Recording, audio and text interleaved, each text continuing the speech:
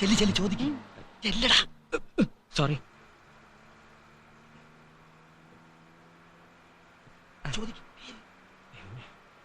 Excuse me.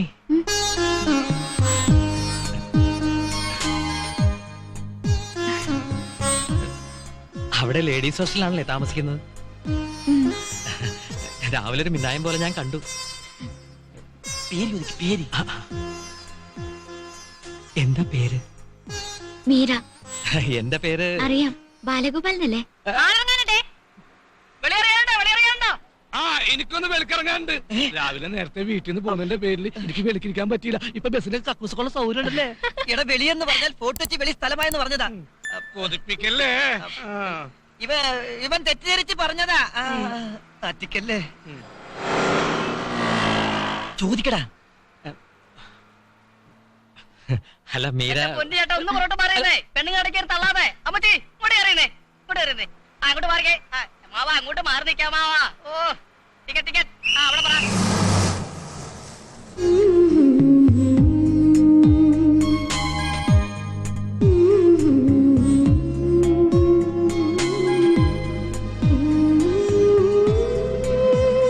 അവിടെ right.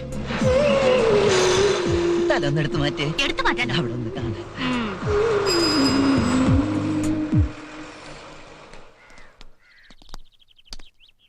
ഞാൻ അപ്പോഴേ പറഞ്ഞില്ലേ, ഇത് ഡിവൈൻ ലവ് തന്നെ.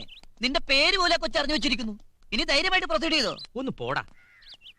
ഇനി അവൾ എന്നെ എന്റെ വീട്ടുകാരെ അറിയുന്ന പെണ്ണായിരിക്കൂ? അത് നമുക്ക് നേരിട്ട് ചോദിക്കാല്ല. ഞാൻ ഇന്ന് വൈകുന്നേരം ഹോസ്റ്റലിൽ പോയിട്ട് നേരിട്ട് കാര്യം കേറി ചെല്ല്. ആ മൂസാക്ക കണ്ടാലേ സംഗതി കുളമായത് തന്നെ. അയാളും അറിയട്ടെന്നേ, നമുക്കൊരു മോറൽ സപ്പോർട്ട് ആവുമല്ലോ. വേണ്ട വേണ്ട, അങ്ങനത്തെ പരിപാടി ഒന്നും വേണ്ട. വേണ്ടെങ്കിൽ വേണ്ട.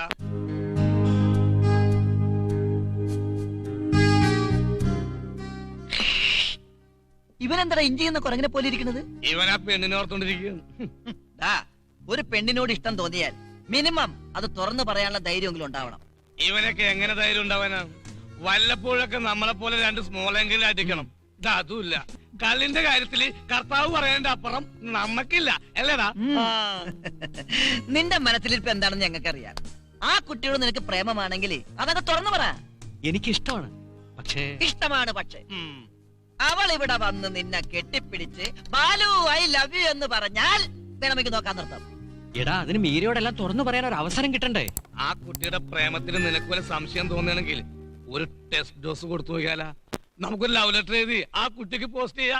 ഈ എന്തേ പ്രേമലേഖനം കൊടുക്കാനാ? എടാ, അതൊക്കെ 1962 നമ്പറാ, പൈങ്കിളി. ഞാനൊരു ബെസ്റ്റ് ഐഡിയ പറയാം. നീ ആ കുട്ടിയോട് ഒരു ഫോട്ടോ ചോദിക്കും. അവക്ക് നിന്നോട് ലവ് ഉണ്ടെങ്കിൽ അവൾ ഫോട്ടോ തന്നിരിക്കും.